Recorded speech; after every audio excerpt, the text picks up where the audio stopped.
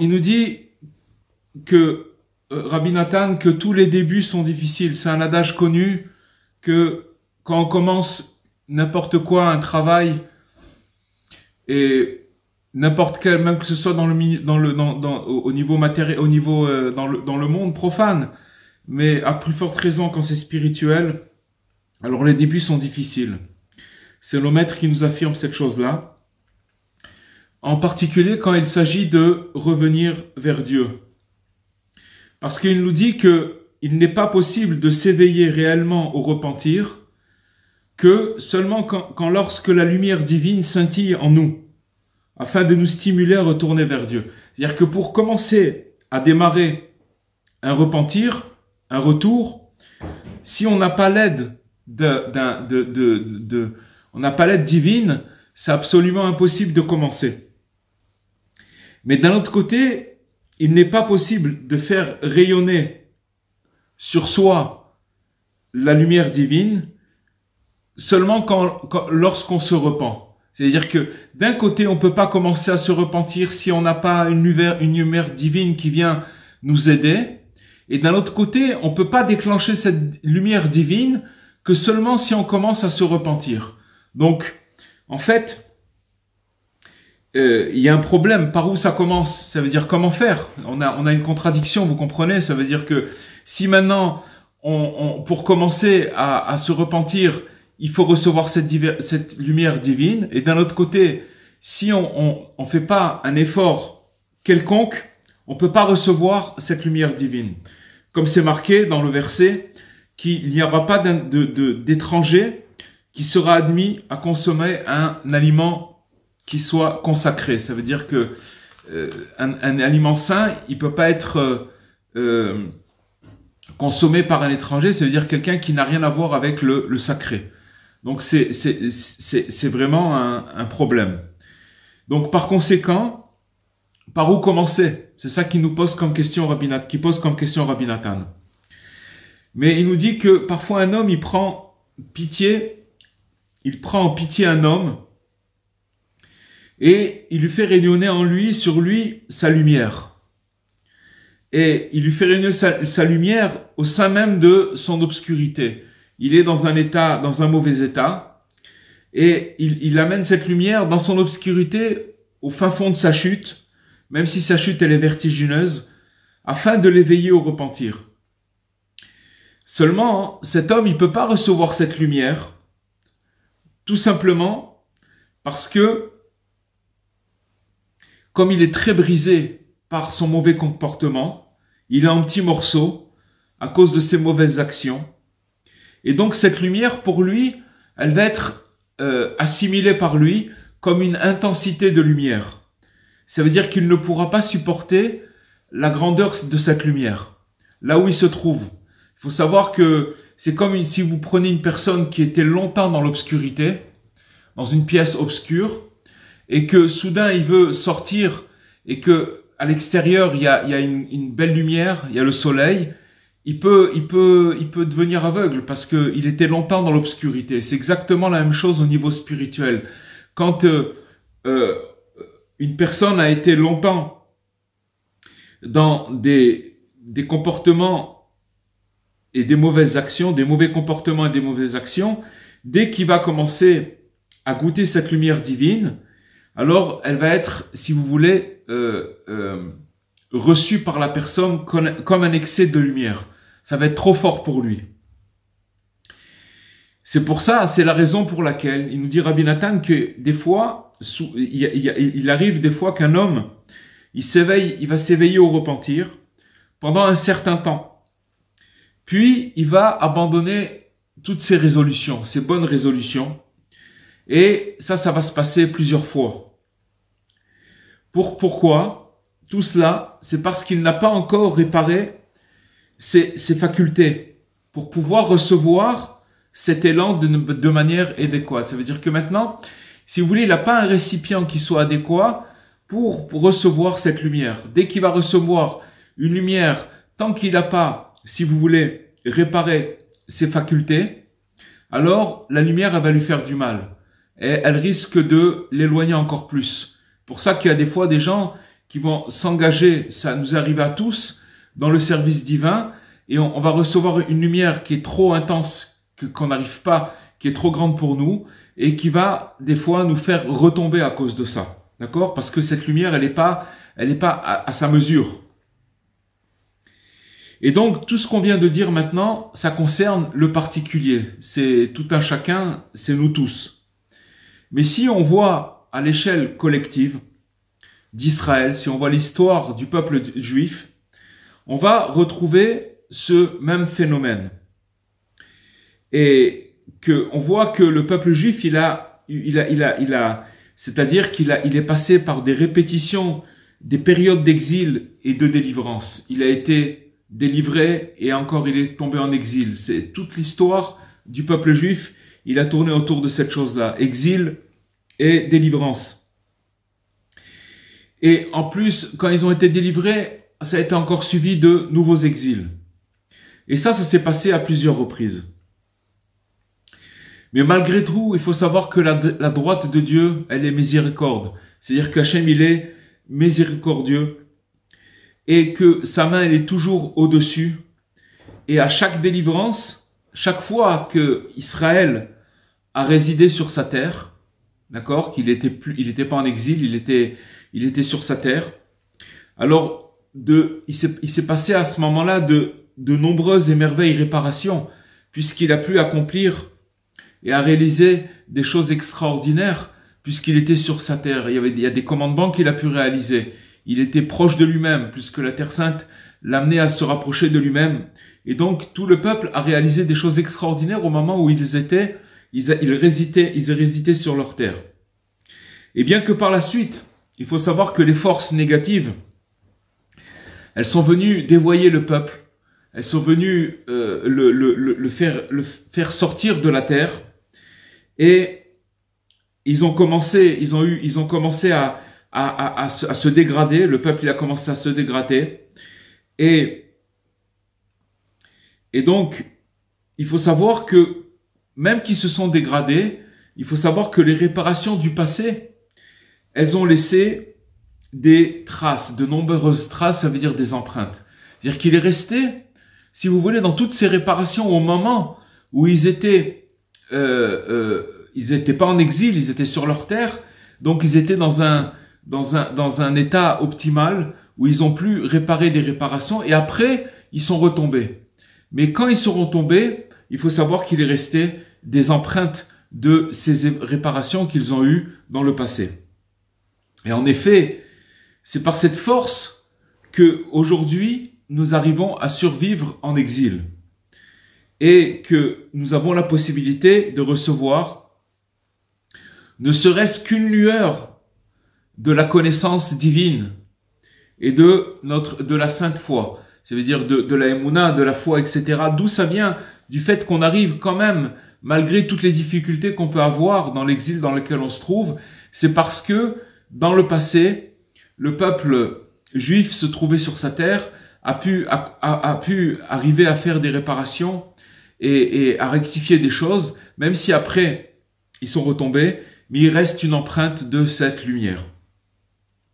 Et il faut savoir qu'il en est de même à chaque époque et à chaque individu en particulier. Bien que une personne a commencé à servir Dieu un nombre incalculable de fois. Quand on parle servir Dieu, c'est n'importe quel geste ou engagement, qu'il soit infiniment petit, ça s'appelle servir Dieu par rapport à la divinité, par rapport à Dieu, d'essayer de faire un petit effort, même si cet effort il est dérisoire. Tout ça, ça s'appelle le service de Dieu. Alors même s'il a commencé à servir Dieu un nombre incalculable de fois et qu'il soit retombé systématiquement, et même si sa chute est immense et qu'il tombe réellement dans des fautes, à Dieu ne plaise, tous ces bons départs, à chaque fois qu'il a recommencé si vous voulez, à recommencer son action, à se relever, alors tous ces départs, ils seront jamais perdus. Il faut savoir que, bien que tout était abîmé lors de la chute, c'est vrai que maintenant il s'est bien comporté, puis après il est retombé, et qu'il a abîmé lorsqu'il a chuté. Mais il nous dit Rabbi Nathan qu'il subsiste néanmoins une trace, une empreinte bénéfique. Et à chaque réalisation sainte et à chaque nouveau départ, à chaque fois qu'on recommence, alors il faut savoir que on incruste, on fabrique une empreinte, une trace qui sera jamais effacée. En fait, c'est ça, si vous voulez, le principal. C'est pour ça que c'est marqué que tous les débuts sont difficiles. Parce que, si vous voulez, quand on dit kol atralot kashot, que les débuts sont difficiles, ça nous demande de faire des efforts qui sont plus que la normale. Ça veut dire que quand on commence une action, il faut faire des efforts qui sont des fois démesurés. Pourquoi? Parce que après, quand une personne elle perd de son élan, alors il faut savoir qu'il reste cette empreinte-là du départ. Et cette empreinte du départ, elle est primordiale et elle est très très importante. Et il faut savoir, il nous dit Rabbi Nathan, que ces empreintes qui restent, elles sont des réparations extraordinaires qui sont nécessaires. Ça veut dire que maintenant, si vous voulez, des fois Dieu nous met dans des situations pour qu'on recommence, pour qu'on laisse notre travail de côté et qu'on recommence. Ça veut dire qu'il nous casse notre château et on est obligé de recommencer. Il nous dit que ces réparations, elles sont extraordinaires, elles sont nécessaires et même indispensables. À quoi? À l'édifice de sainteté qu'il nous incombe d'ériger. Chacun, il a un édifice à ériger selon son âme, selon sa conjoncture, selon qui il est, d'accord? Comme chacun est unique en son genre et qu'il n'y a personne qui se ressemble, donc chacun a un édifice de sainteté à ériger. C'est pour ça que toutes ces réparations, ces recommencements, ils sont nécessaires et indispensables. Parce que, nous dit Rabbi Nathan, nous avons besoin à présent que vienne le Messie, notre juste Rédempteur, et qu'il nous délivre éternellement, complètement. Ça veut dire quoi qu'il nous délivre éternellement? C'est quoi le Messie? C'est qu'il va nous amener dans une situation où on va pouvoir, si vous voulez, être stable dans notre service divin. Tant que le Messie ne vient pas, alors notre service divin, il va être chaotique. Il peut pas être stable. Aujourd'hui, j'ai rencontré une personne à la prière, qui m'a dit une parabole, c'était hier en fait, qui m'a dit quelque chose que j'ai trouvé très beau. Il m'a dit au nom du Chafetz Chaim, il a dit une chose, il a dit que quand une personne elle quitte la ville, alors elle achète une charrette avec des chevaux, elle choisit sa charrette, elle choisit ses chevaux, elle se met en route. Et puis, quand elle commence à arriver au milieu de la route ou qu'elle s'apprête à arriver à destination, alors des fois la charrette elle peut pas être appropriée ou elle peut pas être adaptée à toute la route qu'elle a fait, que la personne a pu faire. Et il est fatigué, et les chevaux sont fatigués, et tout le monde n'est pas bien, d'accord? Tout le monde est fatigué. Mais en fait, ce qu'on lui demande, c'est de s'accrocher. Il va bientôt arriver à destination. Il va bientôt arriver à destination, et il peut pas penser à changer la charrette. Maintenant, ce qu'il faut, c'est que, comme on dit en hébreu, qu'il soit sored, qu'il s'accroche encore un jour et encore un jour jusqu'à qu'il arrive à destination. C'est exactement la même chose pour nous. Ça veut dire qu'on est en exil et que maintenant, ce qu'on nous demande, c'est de pas faire attention à ce qui nous arrive en cours de route, mais de s'accrocher, de recommencer. Parce que justement, tant que le Messie n'est pas arrivé, on peut pas recevoir, si vous voulez, notre rédemption éternelle qui nous délivre éternellement. Il y a que le Messie qui va nous délivrer éternellement.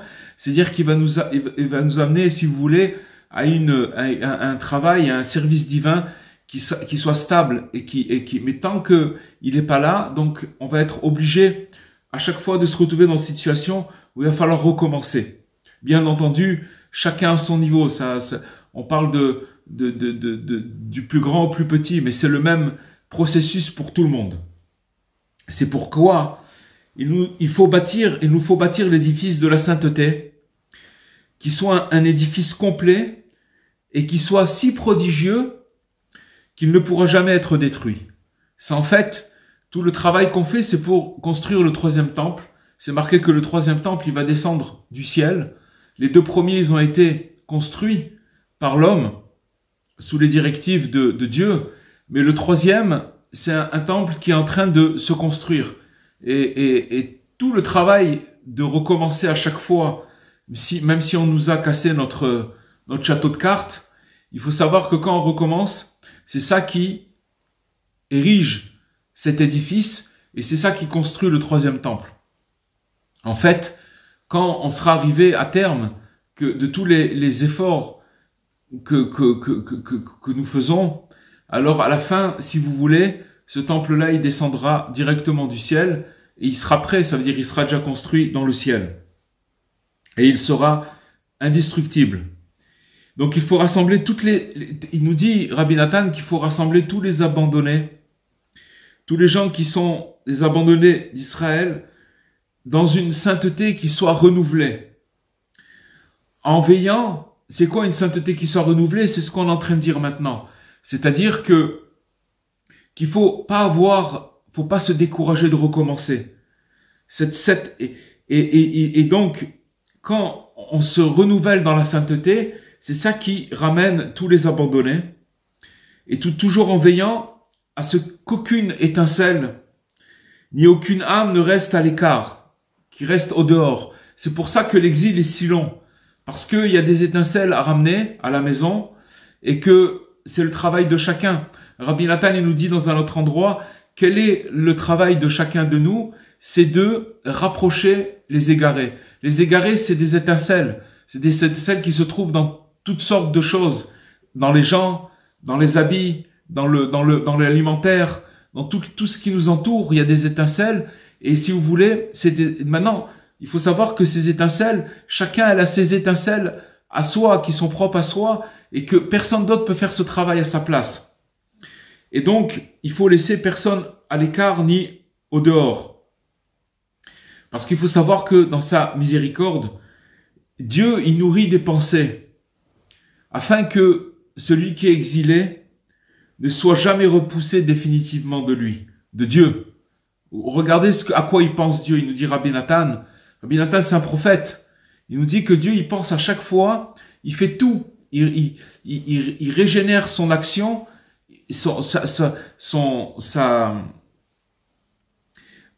à chaque fois pour penser, ses pensées, qu'il n'y a aucun exilé qui soit jamais repoussé définitivement de Dieu. Donc c'est pour ça qu'il faut que pour cet édifice, de très nombreux ustensiles et aussi des outils, parce que chacun il doit construire cet édifice de construction. D'accord? Il nous faut des ustensiles et il nous faut des outils. C'est pour ça que Rabbi Nachman et son élève, ils sont venus sur terre pour nous dire de jamais nous décourager, parce que de pas lâcher cette construction qui est primordiale. Le penchant au mal, il nous fait croire que ça y est, c'est foutu, on peut pas, mais c'est pas vrai. On est obligé de passer partout. Il nous a dit avant que c'était nécessaire pour la construction de cet édifice. Et aussi, tout ce qu'un homme peut entreprendre de saint, d'accord? Qu'il s'agisse de l'étude de la Torah, de la prière, de faire de l'aumône ou des bonnes actions, il faut savoir que cette chose est très précieuse aux yeux de Dieu et que c'est très nécessaire tant pour le juste authentique, d'accord? Cette chose, elle est très précieuse aux yeux de Dieu, et aussi au juste authentique. Pourquoi? Parce que le juste authentique, il s'emploie à réparer toutes les âmes et tous les mondes pour que cette édification de la sainteté et qu'il se préoccupe à chaque fois de cette chose-là, de cette édification de la sainteté. En fait, c'est comme Dieu qui a demandé à Moshe de construire le Mishkan, d'accord? Maintenant, on n'a plus de Mishkan, on n'a plus de tabernacle, on n'a plus de temple. Mais maintenant, ce qu'on fait dans l'exil, c'est de ramener ces étincelles. C'est pour ça que Rabbi Nachman, il nous dit que lui, tout ce qu'il fait, c'est d'encourager, de régénérer, de donner du renouveau à chacun pour qu'il puisse se mettre à l'ouvrage et de ne pas se décourager quoi qu'il arrive pour cette édification. Et donc, aussi, il faut savoir que bien qu'un homme qui a accompli une œuvre sacrée et qu'il a commencé un tant soit peu à servir Dieu, des fois durant des jours, des fois des années, et qu'ensuite il est tombé. C'est-à-dire qu'il a fait des efforts, il a tenu pendant des années, des jours et des années, il nous dit Rabbi Nathan, et qu'après il soit tombé, même si sa chute elle est très grande. Et il s'est ressaisi et il s'est éveillé à nouveau à servir Dieu. Ça veut dire qu'il est tombé, il a tenu pendant des années, après il est tombé, après il s'est ressaisi pour servir Dieu, et qu'il soit encore retombé. Et il nous dit Rabbi Nathan d'innombrables fois, quoi qu'il en soit, il nous dit sache et crois bien d'une foi entière que rien de tout cela et de tout ce qu'il a pu réaliser, fût-ce de ce qu'il y ait de plus infime pour servir Dieu. Ça veut dire que tout ce qu'il a réalisé jusqu'à présent, même si c'était des brindilles, des petites choses, il nous dit Rabbi Nathan que c'est jamais perdu. C'est jamais perdu. En fait, je vais vous dire, il faut savoir que le penchant au mal, son travail, c'est de nous faire croire que tout est perdu, que notre comportement, il a tout cassé. Et le travail du juste authentique, c'est de nous faire comprendre que chaque petit effort, chaque petite chose qu'on fait, il est très très précieux aux yeux de Dieu. Dieu, pour lui, c'est très très précieux. Même rien n'est jamais perdu, même ne fût-ce qu'un petit élan, une bonne pensée, rien n'est jamais perdu. Comme le Zohar de Rabbi Shimon Bar Yochai nous dit, aucune volonté positive n'est perdue. C'est quelque chose d'extraordinaire. Mais on nous le fait oublier. On croit qu'il faut arriver à faire des grandes choses et à réaliser des choses extraordinaires et que si on n'y arrive pas, alors on est des pauvres gens. Et c'est pas vrai. C'est archi faux. C'est complètement faux.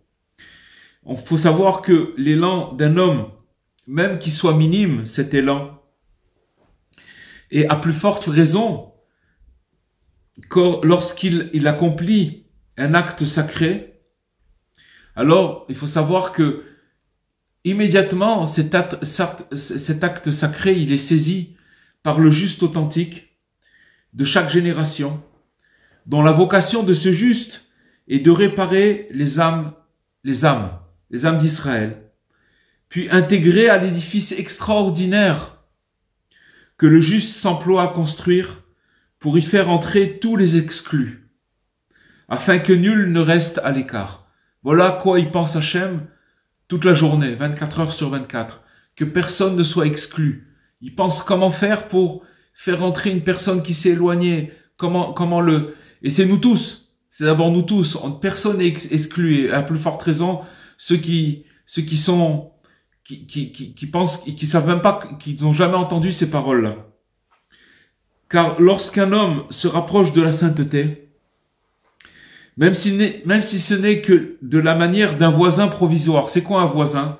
Un voisin, c'est quelqu'un qui n'a pas qui n'est que locataire. D'accord? Il n'a pas une maison, il n'a pas un titre de propriété. Un locataire, c'est un locataire, et quelqu'un qui a un titre de propriété, c'est pas la même chose. Il a sa maison.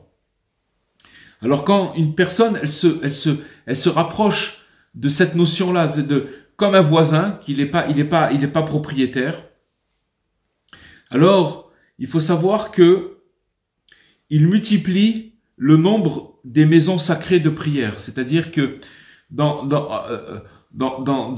monde d'en haut, il y a des maisons de prière, il y a des endroits sacrés que quand une personne, même si elle est comme un voisin, qu'elle n'a pas encore accédé à la sainteté, mais tous ces petits efforts qu'elle fait grâce à elle, il arrive à faire des maisons de prière de façon prodigieuse et aussi innombrable, de tous ces petits efforts-là. Et grâce à ça, il procure en haut des plaisirs intenses, même s'il s'en éloigne par la suite, même si après il retombe. Tout ça, c'est à l'image d'un voisin qui sort et s'éloigne du domicile qu'il a loué. D'accord, il a quand même une maison, mais il s'éloigne de son domicile qu'il a loué. À qui? Au propriétaire.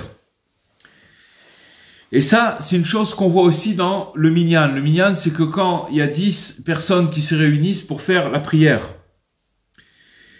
et on donne à titre d'exemple que si par exemple il y a 9 fidèles, même si c'est 9 fidèles, il manque une personne maintenant pour pouvoir faire la prière ensemble. Donc il y a 9 fidèles et que ces 9 fidèles-là, ils sont des grands justes. Alors il faut savoir que ces 9, même si c'est des grands justes, ils peuvent pas réciter certaines liturgies. Il y a certaines prières qu'ils peuvent pas faire ensemble. Et donc, comme le Kaddish, la Kedusha, etc., qui exigent la présence de 10 personnes. Mais si maintenant, ils sont 9 grands justes et qu'il y a, par exemple, une seule personne, et fut-il le pire des pires, même cette personne, c'est le pire, c'est le dernier des Mohicans, comme on dit, c'est le dernier des derniers, alors il a la possibilité de compléter ce minyan-là, et donc d'achever l'œuvre sacrée, ça veut dire de dire certaines liturgies. Sans lui, c'est pas possible, et avec lui, c'est possible. Et même si après, il va repartir immédiatement, ça veut dire que maintenant, il y a 9 justes qui sont en train de prier, il vient juste pour quelques minutes, il complète le minyan, grâce à lui, il y a certaines liturgies qui vont être faites, grâce à lui, et après, il va repartir. Et donc, force est de constater qu'il a donné satisfaction au Créateur grâce à sa venue. Parce que grâce à lui, on a pu faire cette sainte liturgie. Et grâce à lui, ça a été prononcé cette liturgie grâce à son intermédiaire. Sans lui, c'était pas possible. Et même si vous voulez, vous prenez vous prenez des gens qui sont justes et ils sont plus que 10, d'accord, et donc ils peuvent prier et faire certaines liturgies, et qu'il y a de nombreux fidèles, et des fois que ça dépasse même le nombre de 10 personnes, mais c'est des gens qui sont justes, des gens honorables. Alors, mais il faut savoir que la présence d'une âme supplémentaire, elle agrandit la sainteté et l'honneur divin. Car quand le peuple s'accroît, quand il y a plus de gens, c'est la gloire du roi qui s'accroît aussi, c'est la gloire de Dieu. Et d'autant plus que quand une âme supplémentaire s'ajoute à une grande sainte assemblée, alors cela démultiplie le nombre de rectifications spirituelles. On ne peut pas s'imaginer, on parle de choses très élevées, mais regardez ce que le tzaddik nous dévoile. Ça veut dire à quel point les efforts de chacun, même s'ils sont infimes, alors ils participent à ériger cet édifice de sainteté. Et il n'y a personne d'autre qui peut faire ce travail à sa place. Par conséquent, tout ce qu'un homme peut réaliser, d'accord, tout ce qu'il peut faire, même si c'est une chose qui est très très simple pour servir Dieu, même s'il va le trébucher par la suite, n'est jamais perdu. Cette chose-là, elle n'est jamais perdue. C'est ça qu'il faut entrer en nous, dans notre tête, que de ne pas se faire avoir, de toujours attraper, de voler des choses, des bonnes actions, parce que c'est jamais perdu. Et que cette réalisation, il faut savoir qu'elle s'est déjà associée à l'édifice merveilleux. Qu'est-ce qu'il veut nous dire par là? Que c'est fini, c'est rentré dans l'éternel. Ça veut dire qu'une bonne action, n'importe quelle, même un soupir, même que ce soit quelque chose de très très très petit, il faut savoir que ça y est, ça a été récupéré et associé à l'édifice merveilleux. Et grâce à ça, ça va entraîner une grande rectification de l'édifice de la sainteté. Et ça va augmenter considérablement les maisons de prière. Les maisons de prière, c'est en haut. Ça veut dire que grâce à ça, ça va amener une force en haut qui va multiplier la prière dans le ciel et qui va amener des rectifications ici-bas. Et si cet homme se renforce à chaque fois, ça veut dire qu'on parle maintenant de nous tous, ça veut dire que se renforcer malgré tout ce qui peut se passer en chemin. Et voyez, comme on l'a dit des dizaines de fois, la parole de Rabbi Nachman, elle parle à tous les niveaux. Parce que même quelqu'un qui est déjà avancé, même si c'est déjà un tzaddik, même si c'est déjà un juste, il faut savoir que il va passer par des états d'âme où il va perdre confiance, où il va être déséquilibré, et que lui aussi il a besoin de ces paroles pour se rappeler que maintenant, n'importe quelle petite action, elle est récupérée par cet édifice et elle amène des rectifications dans ce bas monde. Bien entendu, à plus forte raison, quelqu'un qui est éloigné, qui va faire des petites actions, combien c'est précieux pour Dieu.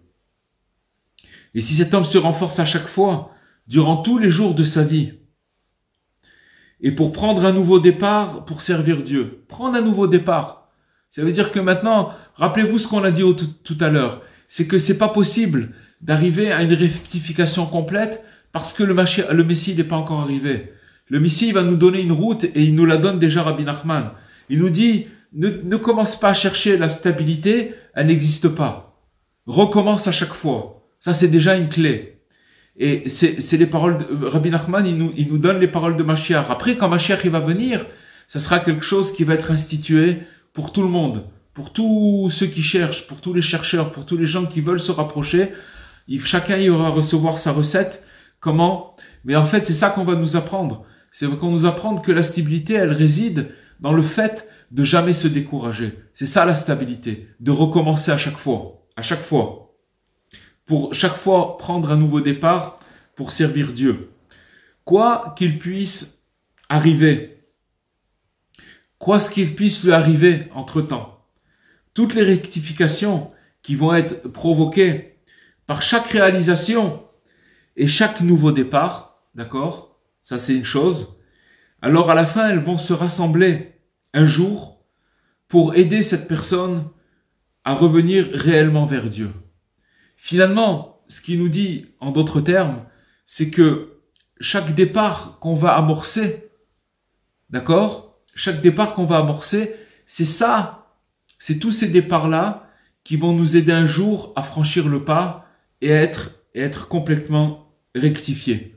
C'est ça qui va nous. Malheureusement, on le répète encore une fois, on est dans un monde d'action. Et que le monde d'action, c'est que tant que ça marche, alors c'est bien. Et si tu as des défaillances, c'est pas bien.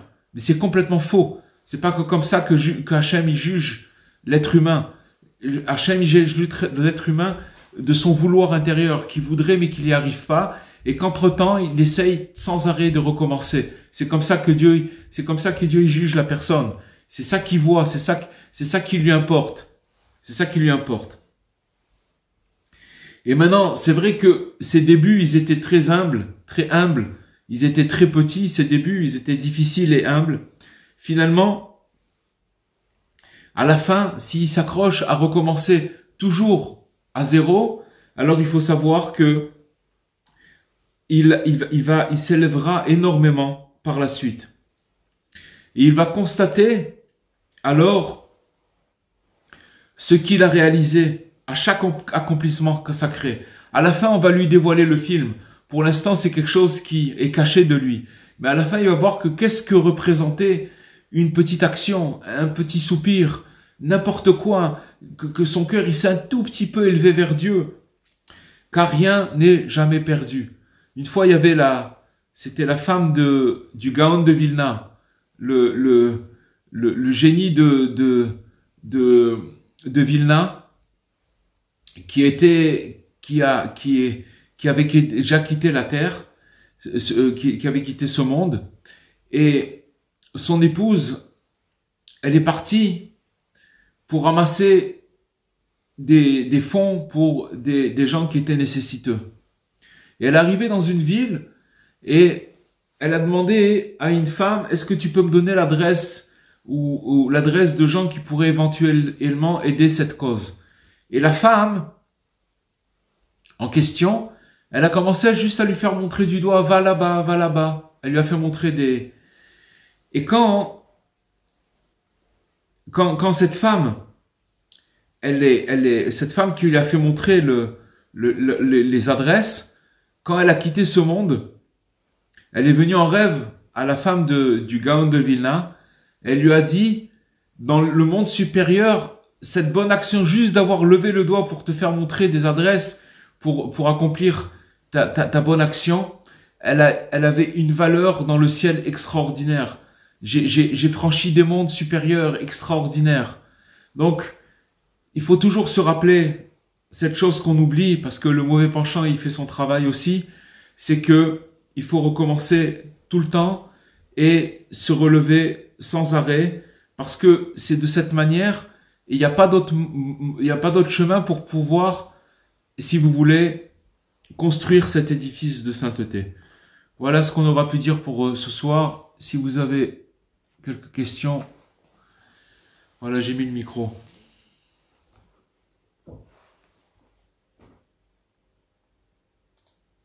Merci Rav, très beau cours. Bon, voilà. Merci beaucoup. Bon, c'est... Ouais. Ça veut dire que nos actions, c'est comme si on construisait le Beth Amikdash d'en haut. Oui, c'est plus que ça. Ça veut dire que chacun il a une part personnelle dans le temple. C'est-à-dire que selon les actions et que chacun, personne d'autre peut faire ce travail à notre place. Ce qu'il nous dit ce soir, c'est que ne fais pas attention où tu te trouves, qu'est-ce qui se passe avec toi. Recommence. Parce que chaque fois que tu recommences, il y a une empreinte dans ce que tu refais, ce que tu recommences. Même si après tu vas te retrouver encore une fois écarté, c'est pas grave. Recommence. C'est tout ce qu'il faut faire, c'est à chaque fois recommencer. C'est tout simple.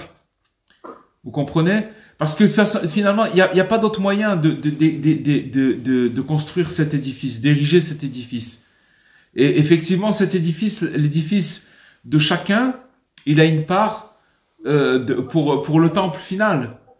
Pour tout le monde a sa part. Tout le monde a sa part.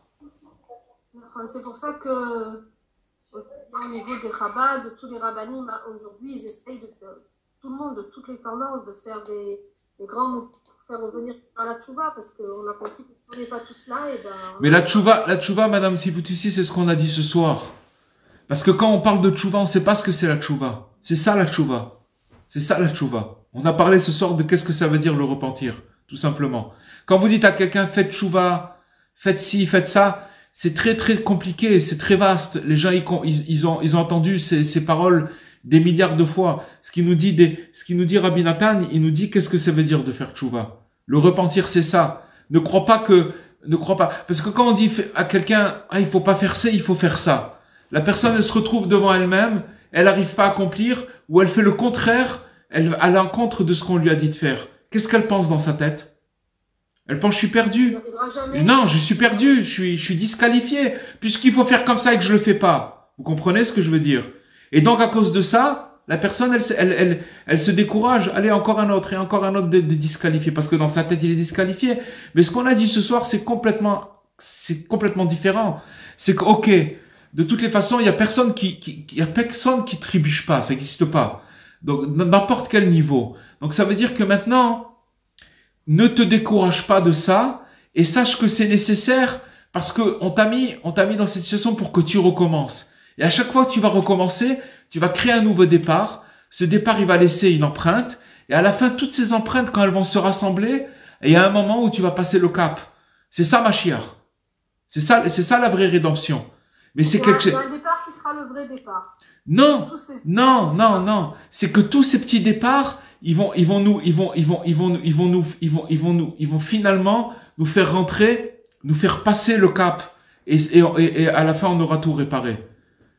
En fait, à chaque nouveau départ, on se change. On se change. Et surtout, il faut savoir que même si après, il y a eu des défaillances, l'empreinte, elle est éternelle. Ça veut dire que maintenant on a un élan, on a envie de faire des choses extraordinaires, puis après on tombe de cet élan. Alors on se dit alors ça y est, ça sert. Non, cet élan il est éternel, ça y est, tu peux plus le détruire, il reste. Mais on a besoin de beaucoup d'élan. Et à la fin, alors il faut jamais se décourager de recommencer, parce que ce qu'on va fabriquer, c'est un élan. Cet élan, il va garder une empreinte éternelle, et à la fin, on va pouvoir passer. Tous les gens, excusez-moi, mais tous les gens qui sont même des fois dans la Torah, ils peuvent être très découragés parce que ils se jugent par rapport à leur comportement, et leur comportement par rapport à ce qu'ils voient, par rapport alors ils voient qu'ils sont complètement à côté de la plaque, et c'est très très dangereux.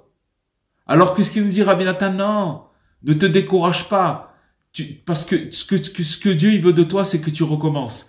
Finalement, c'est Dieu qui nous fait dérailler. C'est Dieu. C'est sûr que maintenant vous allez dire on a une responsabilité. C'est vrai.